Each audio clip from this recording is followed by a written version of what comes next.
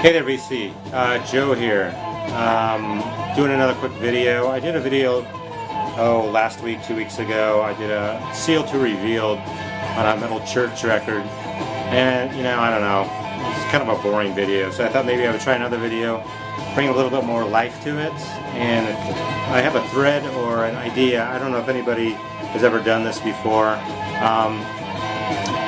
I've had the last couple of days off, and I've been just going through my records, playing a bunch of records. And you know how when you're kind of digging through and you're kind of pulling stuff out and you're like, gosh. And you find records you haven't listened to like forever. And you're like, why do I still have these records? Why am I holding on to these? So I thought I would do maybe just a quick idea, if anybody else wants to respond to this. 5 records that you have in your collection that even though you don't play them very often, you still hold on to them. I was originally going to do a top 5 records that I play all the time, and then the bottom 5 that I hardly ever play.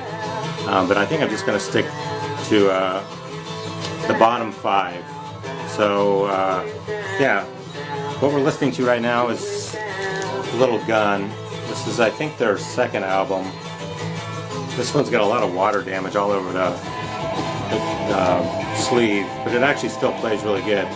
Kind of a hard blues, psych rock. I think this is from like 1968. This band's probably been talked about on the VC a bunch of times, so I won't elaborate. I don't know that much about them, but it's a cool album. Anyway, so 5 albums that I have in my limited collection. I only have about 300 records, but still, you have records that you just don't play. So I'd be curious if anybody else watches this video, what are 5 records that you still have in your collection that you keep regardless, even though you don't play them. And anyway, I'm just going to kind of go through these really quick. What I have, this is actually, I found these 2 Kinks albums at I think it was St. Vincent de Paul, maybe a year and a half, 2 years ago. You can see these. The classic compilation album, Greatest Hits, and Something Else by the Kinks. I was pretty excited to see these at St. Vincent de Paul, but when I looked at them closer, what you have here is they're Taiwanese pressings from what I can gather on the internet. These 2 labels. One's I can't even pronounce it. The other one's called Large World Records, and they were made in Taiwan back from the 50s through the early 70s, and mainly for American soldiers stationed over in Taiwan on their way to Vietnam or Korea, I guess. So in the late 60s they did a lot of pressings of contemporary bands, the Kinks, the Beatles, and so on. Anyway, I found this. It's kind of a cool record label. You can see that. But it's really beat up. I've played it maybe once or twice. It's really scratched, and it's not really playable. The cover is actually, it's really thin paper, kind of like newsprint or something. So why do I keep these? I think just from a historical standpoint, like I said, I can't find a lot of information on the internet about them, so I just kind of hold on to them just because they're cool, from, I don't know how they ended up back in San Diego at a St. Vincent de Paul, but they're kind of just historical pieces. So that's why I hold on to these guys. I don't know how often I'll ever even try and play them, because I think I would just damage the stylus or something if I played them too often. So that was number 5. Number 4 is by, and some of you might know, Kim Fowley. He was kind of a record producer. I think he was most famous for producing The Runaways. Kind of an interesting figure, Hollywood figure, in the late 60s, early 70s. He put out a couple albums. This is an original press from 1968. The problem with this album is it's just odd. It's like he started off, I guess, his career as a singer-songwriter and moved into producing bands, most famous The Runaways with Joan Jett. But this album is just bizarre. It's half of it's spoken word. Some of it was him just kind of strumming a guitar with some backing vocals. It's kind of, he's got a very nasally voice. He doesn't have a singing voice. So it's basically, it's not unlistenable, but once again, it's kind of more of a historical timepiece. And he was such a kind of a cult figure in Hollywood in the 60s, all the way up to the 80s. I think, he still continued to do all kinds of stuff in the 80s and 90s. Interesting guy. Musically, not so much. Ironically, he did put out another album. I think this is from 1973, International Heroes. He seems like he's glomming onto the glam rock scene a little bit, because this is kind of his version of David Bowie and Mark Bolan, maybe. But it's a pretty good album. International Heroes is a great song. I Hate You is actually a good song too. So this one is worth holding on to. It's on the Orange Capital. So once again, I guess what I'm getting at is I'm holding on to these is once again from kind of a historical standpoint. Especially this one. Maybe I'll get rid of this someday. I don't know. But yeah. Alright, moving on to...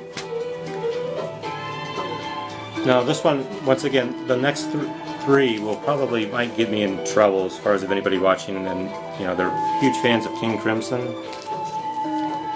I've tried to enjoy this album. It's maybe 80s progressive rock. I just can't do it. It's too 80s sounding, first of all, in a weird proggy sort of way.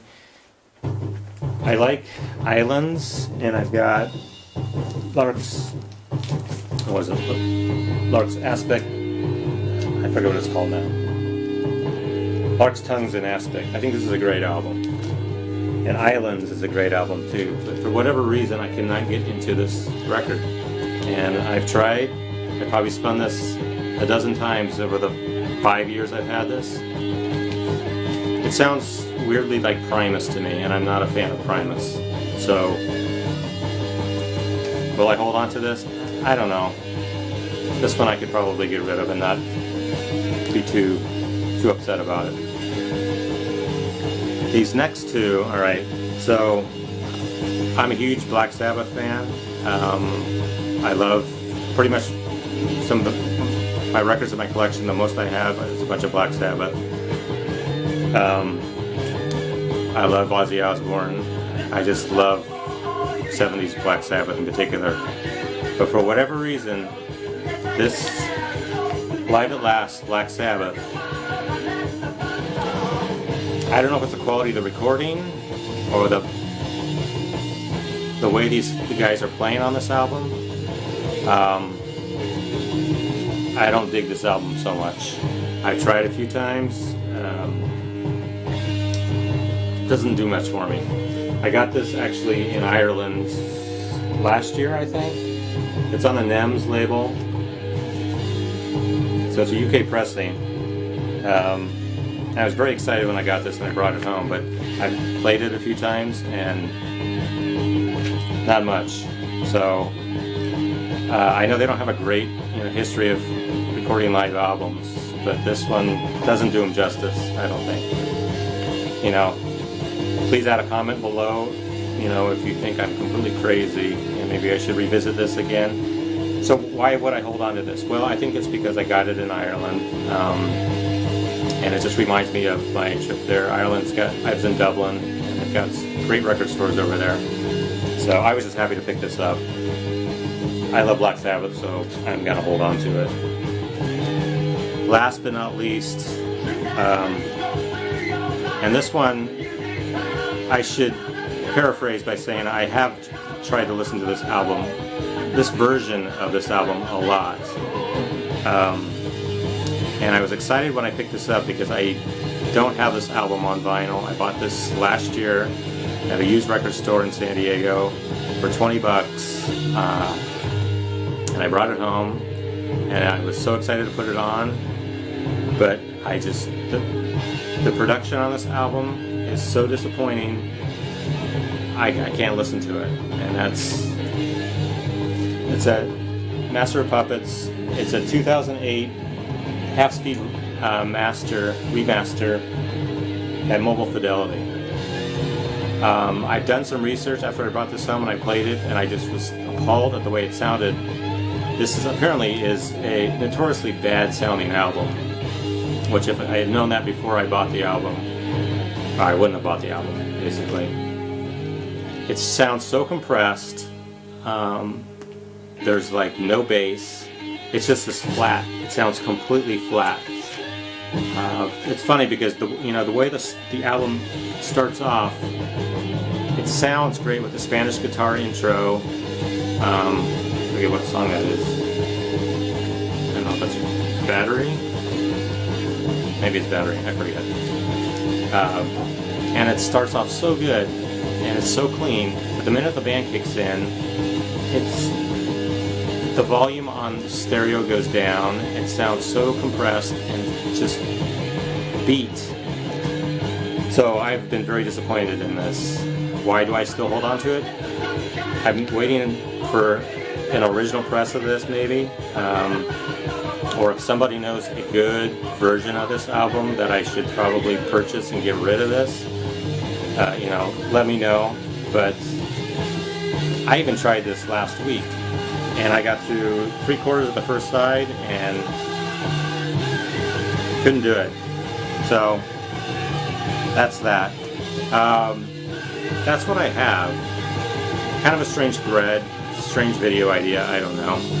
If anybody else wants to kind of respond to this with their versions of 5 albums that they have in their collection that they don't listen to, I'd love to watch that video. Anyway, just a couple shout outs. I've been watching a lot of videos for a couple years now. I just decided I would try this. Bip Bop Boom, Vinyl in the Van, Grandma's Handbag. These are some of the videos channels I've been watching lately.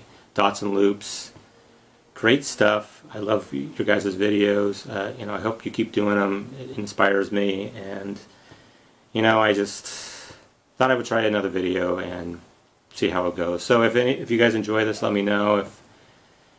If not, no big deal. Anyway, hope everybody is well. Hang in there, and keep playing those records. All right, cheers.